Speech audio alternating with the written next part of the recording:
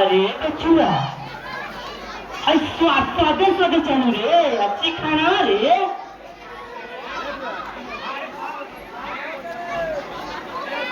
साले है ही पर नजर पाले कि साला हम रखे रही कि हम अगला तो यही पानी पियाई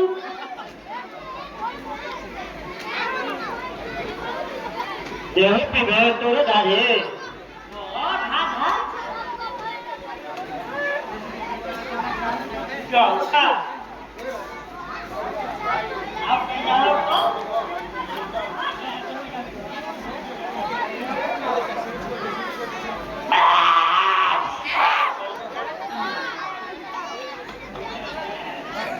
आओ पीबे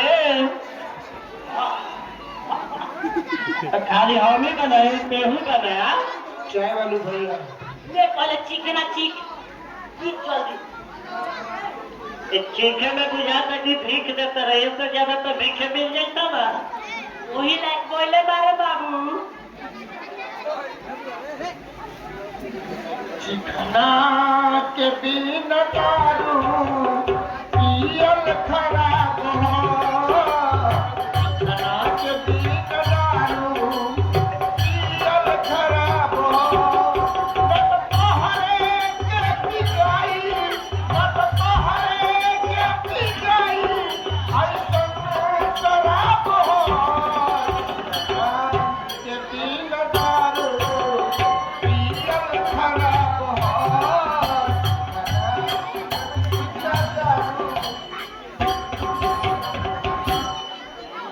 हमारे लाल पहू अरे हम तुम्हारे में डूब के आगे सारे गुण मिला जाएंगे आप पहले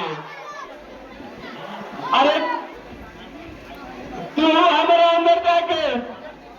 हमें सारे दुख करे दूर कर दो लाल परी दूर कर दो बलराम और शराब है अरे लोग कहेला ई बहुत खराब चीज है अरे एकरा के पीला से लोग अपन होश खोदेला लेकिन हम जब पीला नु तो हमार जोश दोगुना पे हो जाला रे ओ बबुआ भिखारियों का बाप के तरह दारू पीते पियो तो मन हमर चल के लागेला अरे मूर्ख लोग जो है शराब से खराब करेला अरे ये तो गोठा मृत बा इधर लोग के आबाद करेला बोले अरे तुहार दुख हम समझता नहीं भाई अरे तुहार दुख हमने के दुख बाकी वैसा दुख तार घर वाला के ना देवल चाहत रहे बलराम ना देवल चाहत अरे तू अपन खून हवा और कोई अपन खून के हंसते बेइज्जती करी बहुत गलती भइल बा बलराम घर वाला तारा जरे अन्याय कइले बा बलराम अन्याय कइले बा अरे कौन घर के अरे कौन घर अरे जब हमारे घर रही तो हमारी यह दुर्गति हुई अरे हमारे कहते हमारे घर की रास्ते पर बतारे क्या उठाई के तो कहा अरे तू अपन घर के हिस्सा छोड़ दे बाबू अरे घरवा में तार बरोबर के हिस्सा बा भला बताओ के अपन हिस्सा छोड़ेला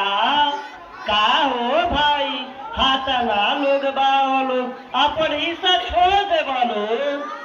तो हमार बलराम भैया लाखपति करोड़पति बा तो अपन हिस्सा काहे छोड़ी हम और वो बीच समाज में बीच बथान में बेइज्जती कह के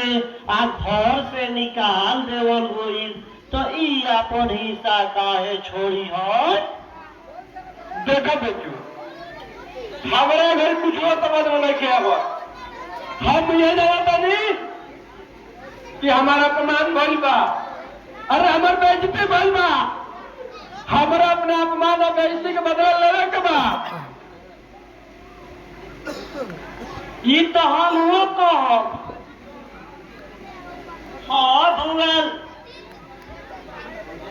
हाँ भुआली भाई, ई बतिया तो हम कहब कि भला बताओ होइसे के बेइज्जती करेला है अपन खून के, अपन राम भैया के ऐसन दुख मुसीबत में हमनी लेखा संगतिया काम ना आई तो के आई। ऐसे भी हमनी के बचपन के संगतिया हो जा, लंगटिया यार हो जा, जब गोली खेलत रही जा, गुल्ली ता खेलत रही जा। तू बलराम भैया घबराई मत, दुख होके आ चाहे सुख होके जिंदगी भर तुम्हारा साथे रह जा। का भुआली भाई बेचुआ, अरे बलराम हमने के संगतिया हो। अरे उनकर बेइज्जती यार बचपन के हमने के गाना बा, हमने के यार बचपन के यार बा ना कोई में जेकरा मिनट में जेकरा बा भैया सब ले चल जा बजा दो सुहावन काका के यार बचपन के यार। हां चलल जा सुहावन काका छोड़ के रहने दे। उहे घर बसावे लो आ उहे घर उजाड़े लो,